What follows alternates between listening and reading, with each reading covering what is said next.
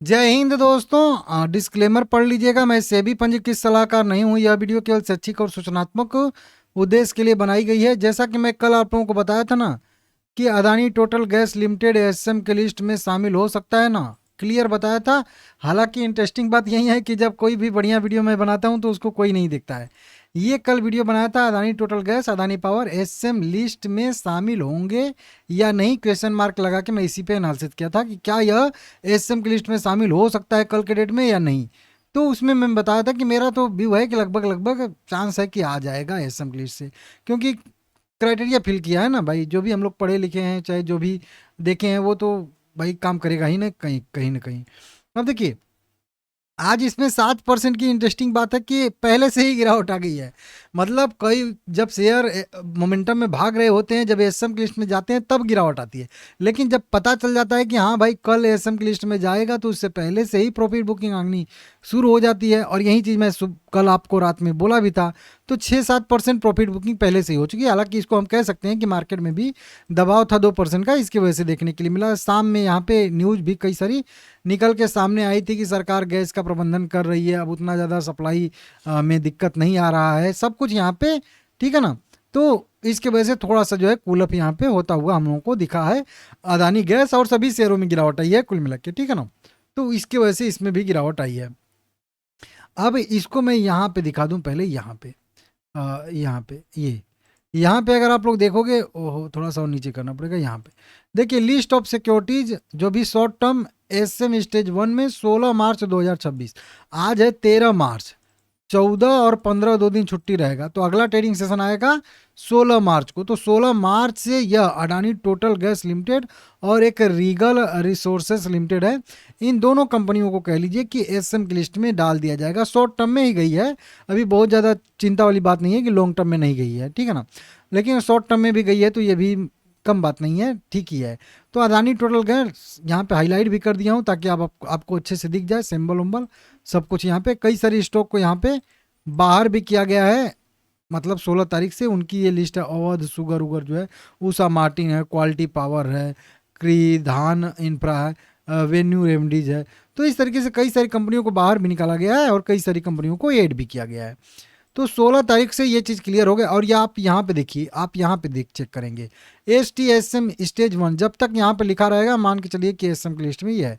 अब इससे फर्क क्या पड़ जाता है, आप लोग पूछते हो। तो बहुत सारे लोगों को तो मैं बता चुका हूँ, क्योंकि कई बार यह शेयर एसएम की लिस्ट में जा चुका है, ठीक है ना।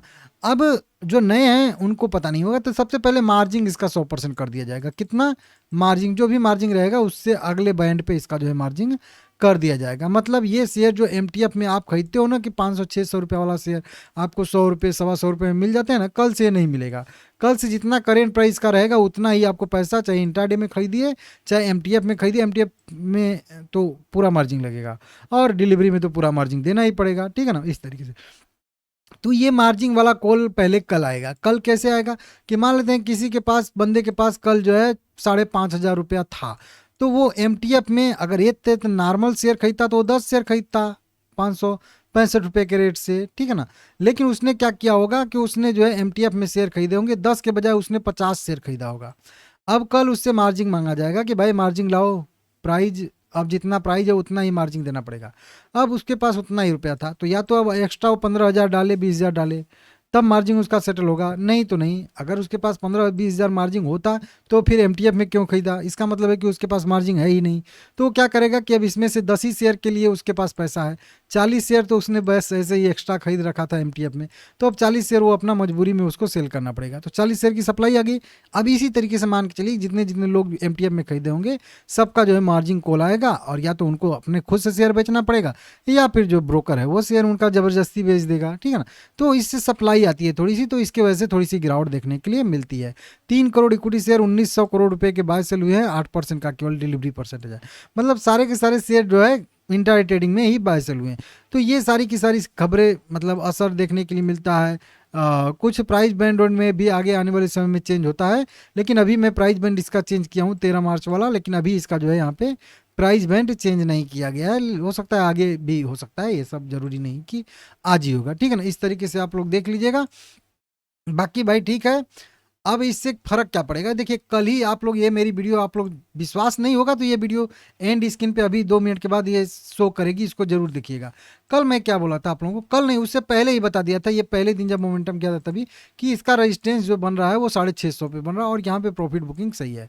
कल भी मैं बता दिया था आप लोगों को कि कल एसएम की लिस्ट में शायद जा सकता है, तो प्रॉफिट बुकिंग यहाँ पे थोड़ा बहुत हल्का हो लेना है। मैं ये कहा था कि ज़रूरी तो नहीं है कि एसएम की लिस्ट में जाएगा, लेकिन जब पता है कि शायद से जा सकता है, क्राइटेरिया सब फिल कर चुका है, वॉल्यूम वाली क्राइटेरिया फिल कर चुका है, तेजी वाली क्राइटेरिया फिल कर चुका है, तो शायद से एसएम की लिस्ट में जाए, ये चांस ज़्यादा है।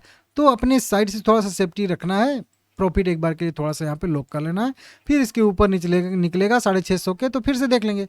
आप लोगों को क्लियर बोला था कि अगर ये एसएम की लिस्ट में जाता है तो यहाँ पे 535 रुपये तक नीचे की साइड में आ सकता है, और देख सकते हो 565 पे तो है, तो कल तो 535 लगभग लगभग आ ही जाएगा अगर सब कुछ सही रहा तो। हाँ, अगर और ज़्यादा जो है गैस की कीमतें बढ़ना शुरू कर दिया, या गैस की खपत बढ़ना शुरू हो गया, डिमांड बहुत ज़्यादा अचानक से रातों रात बढ़ गया 2 दिन में, तो फिर हो सकता है कुछ भी फिर से तेजी भी आ जाए, उल्टा भी हो सकता है। लेकिन वही बात है कि जो निगेटिव खबर है उसको हम लोग फिलहाल में मान के चलेंगे, तो देखते हैं क्या होता है क्या नहीं होता है।